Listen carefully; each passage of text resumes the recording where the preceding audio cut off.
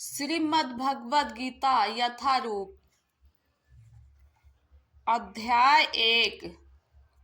कुरुक्षेत्र के युद्ध स्थल में सैन्य निरीक्षण।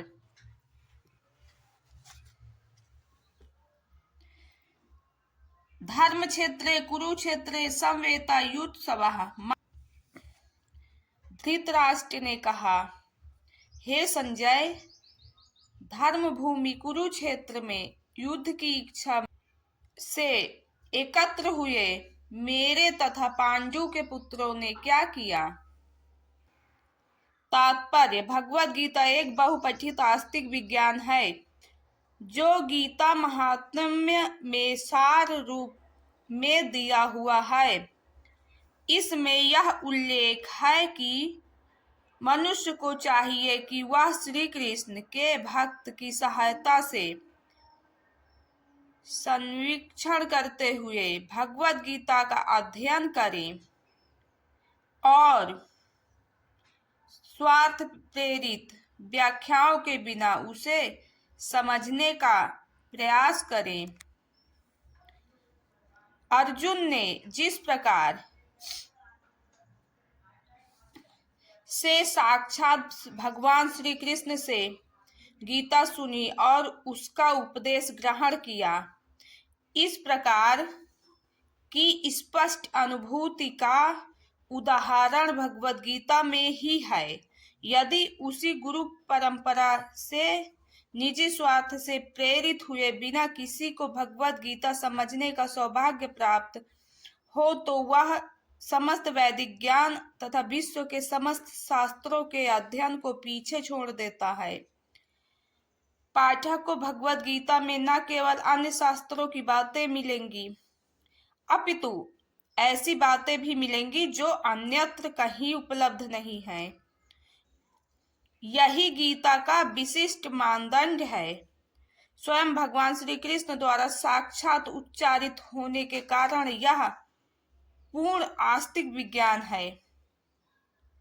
महाभारत में वर्णित धृतराष्ट्र तथा संजय की वार्ताएं इस महान दर्शन के मूल सिद्धांत का कार्य करती हैं। माना जाता है कि इस दर्शन की प्रस्तुति कुरुक्षेत्र के युद्धस्थल में हुई, जो वैदिक युग में पवित्र तीर्थ स्थल रहा है। इसका प्रवचन भगवान द्वारा मानव जाति के पथ प्रदर्शन हेतु तब किया गया जब वे इस लोक में स्वयं उपस्थित थे।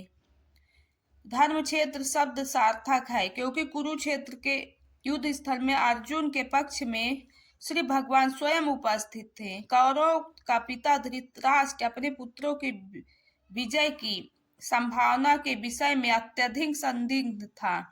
अतः इसी संदेह के कारण उसने अपने सचिव से पूछा। उन्होंने क्या किया? वह आश्वस्त था कि उसके पुत्र तथा उसके छोटे भाई पांडवों के पुत्रों में कुरुक्षेत्र युद्ध भूमि में रणनात्मक संग्राम के लिए एकत्र हुए हैं। फिर भी उनकी जिज्ञासा सार्थक है। वह नहीं चाहता था कि भाइयों में कोई समझौता हो, अतः वह युद्ध भूमि में अपने पुत्रों को नियति, भाग्य, भावी के विषय में आश्वस्त होना चाह रहा था। चूंकि इस युद्ध को कुरुक्षेत्र में लड़ा जाना था, जिसका उल्लेख वेदों में स्वर्ग के निवासियों के लिए भी तीर्थ स्थल के रूप में हुआ है, अतः धृतराष्ट्र अत्यंत भयभीत था कि इस पवित्र स्थल का युद्ध के परिणाम पर न जाने कैसा प्रभाव पड़े। उसे भली भांति ज्ञात था कि इसका प्रभाव अर्जुन तथा पांडु के पुत्रों पर अत्यंत अनुकूल पड़ेगा, क्योंकि स्वभाव से वे सभी पुण्यात्मा थे। संजय श्री व्यास का शिष्य था, अतः उनकी कृपा से संजय धृतराष्ट्र के कक्ष में बैठे बैठे कुरुक्षेत्र के युद्धस्थल का दर्शन कर सकता था। इसीलिए धृतराष्ट्र ने उससे युद्धस्थल की स्थिति के विषय में पूछा।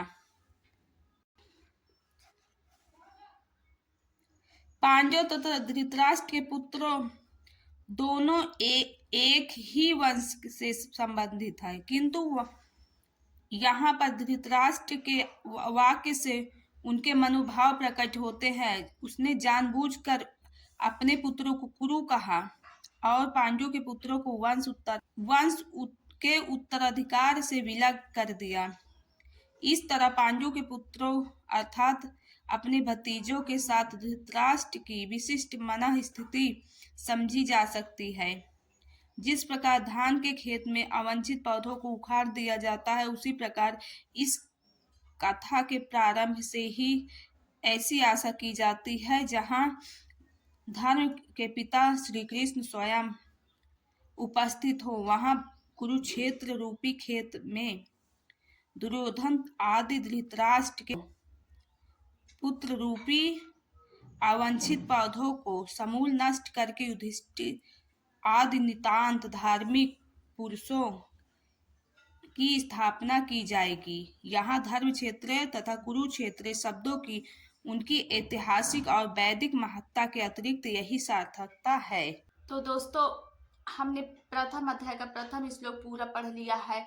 आपको वीडियो अच्छा लगे तो कृपया चैनल सब्सक्राइब कर बेल आइकन दबाकर ऑल पर सेट जरूर करें और अपनी वीडियो के विषय में राय कमेंट बॉक्स में जरूर लिखें और राधे राधे नाम का कमेंट बॉक्स पर जरूर लिखें और वीडियो को लाइक कर ज्यादा से ज्यादा शेयर करें। अब हम दूसरे श्लोक के साथ अगले वीडियो में मिलेंगे, तब तक के लिए राधे राधे।